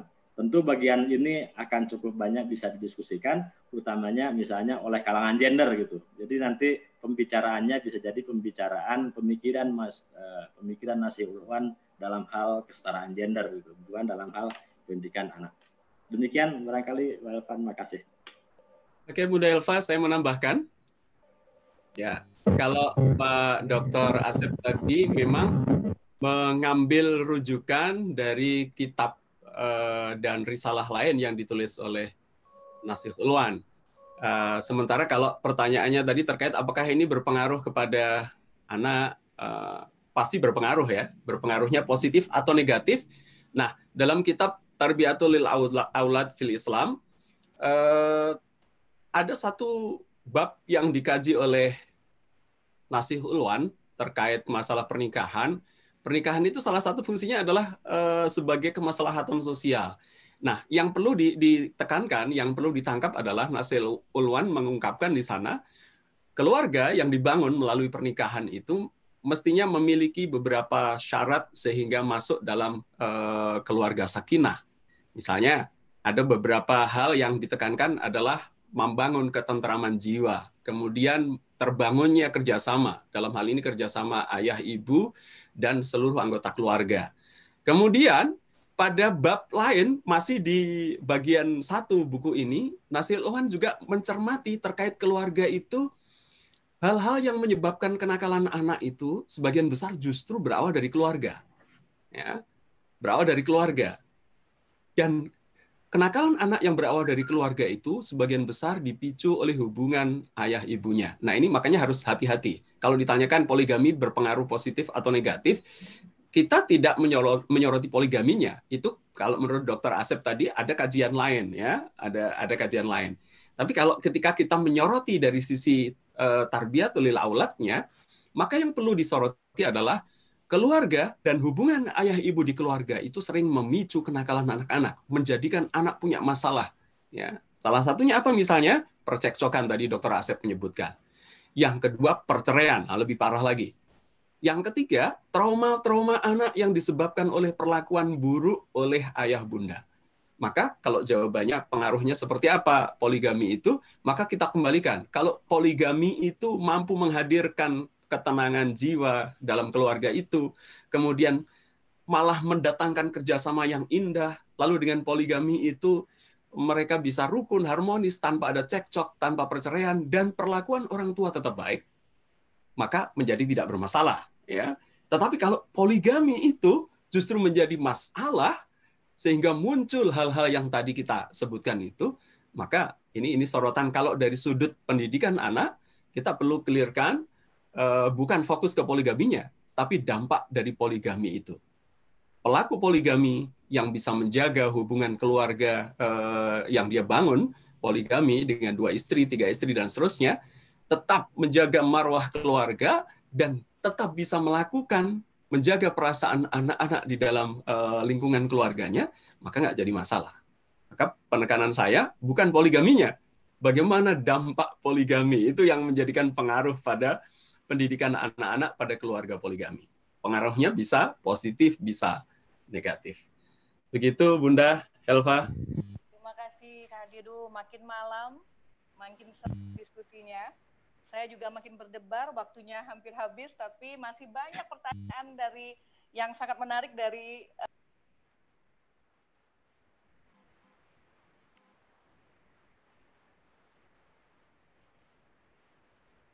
Oh ya, saya akan membacakan pertanyaan berikutnya. Mohon maaf, Pak Dr. Asep dan Kak Adi. Mungkin saya akan bacakan satu persatu sampai saya pilih sampai waktunya habis, mungkin begitu? Ya. Pertanyaan lagi. Ini juga dari kami fasilitator PATBM Kota Yogyakarta. Nah, di sini untuk yang menanyakan, untuk metode pendidikan nomor 5 itu hukuman. Beberapa kali ada guru yang mencoba memberi hukuman kepada anak didiknya, tetapi wali murid tidak setuju. Bahkan dilaporkan ke Komnas HAM. Bagaimana baiknya metode hukuman itu diberikan? Kan Pak Dr. Asep dan Kak Adi? Kak Adi dulu deh. Boleh. Oke. Jadi gantian. Jadi kalau tadi saya dulu, ganti Kak Adi dulu. Ya, Pak Dokter. Monggo. Tadi dari Bunda siapa tadi yang bertanya ya? Oke, tentang hukuman. Iya, dari Bunda Umi. Dari Bunda Umi ya. Baik. Hukuman, kalau menurut, mohon maaf, suara apa ya? Agak mengganggu di speaker saya nih. Ya, saya masuk.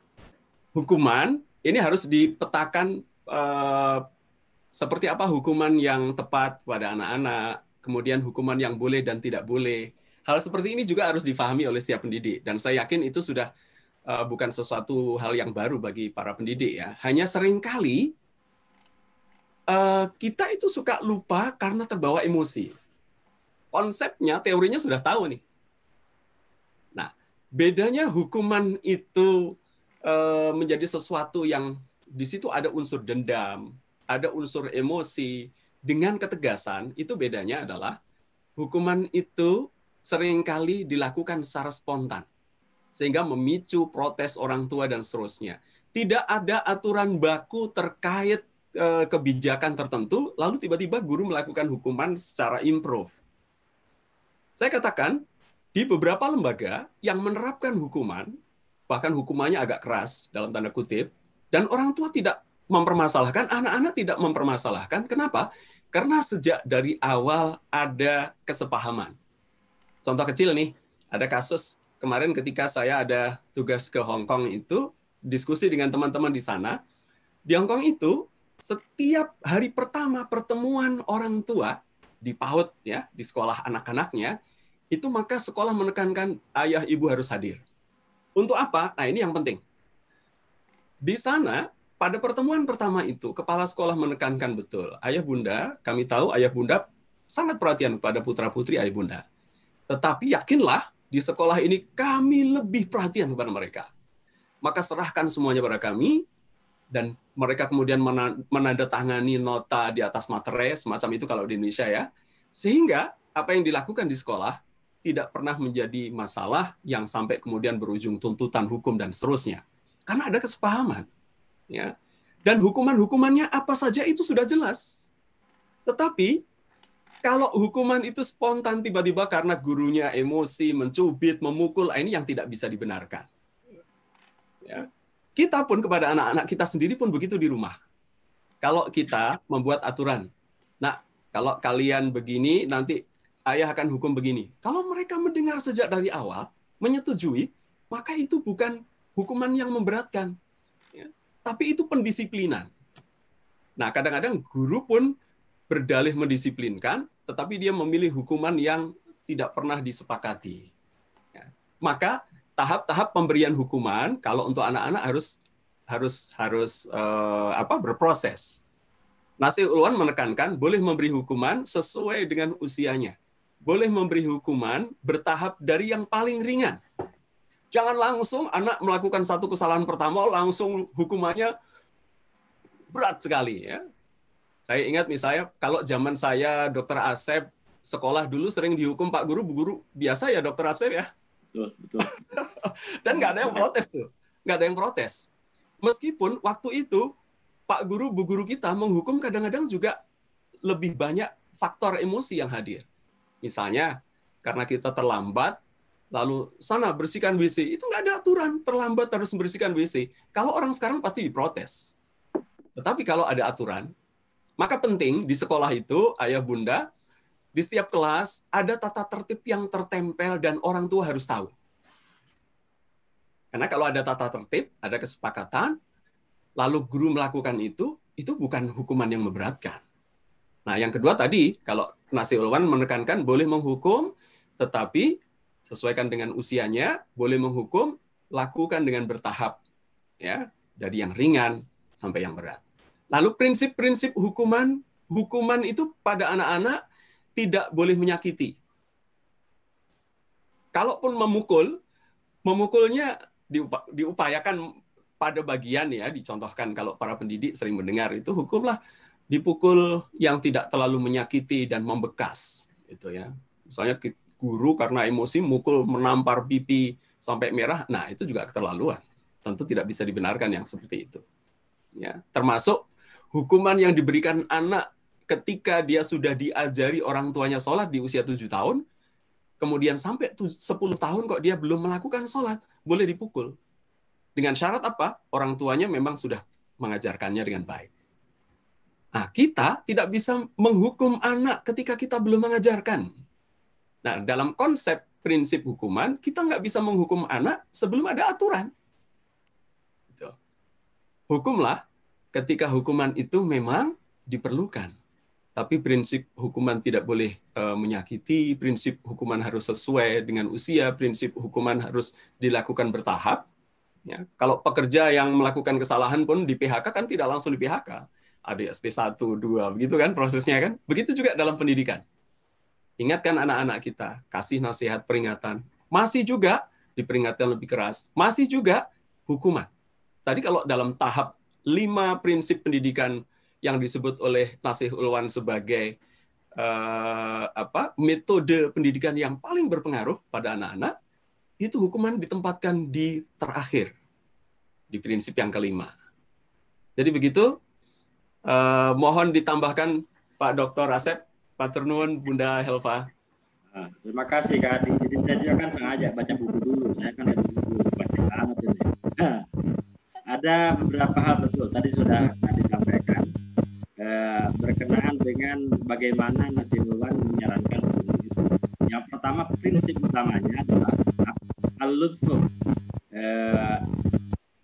kasih sayang, muamalatul waladi baina bil-layni war-rahmah yang asli. Jadi tetap dengan penuh lemah lembut, kasih sayang, itu yang asli.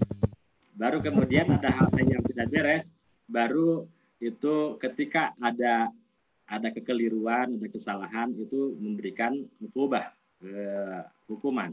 Bagaimana cara yang dilakukan, yang disarankan Nasir Ulwan?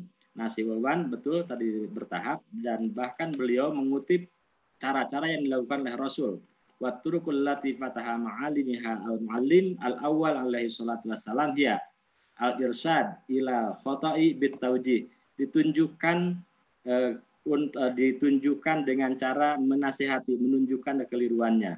Berikutnya, menunjukkan kekeliruan itu dengan mulatafah, dengan penuh kelembutan, itu juga mulatafah. Al-khata bil isyarah, dengan isyarat.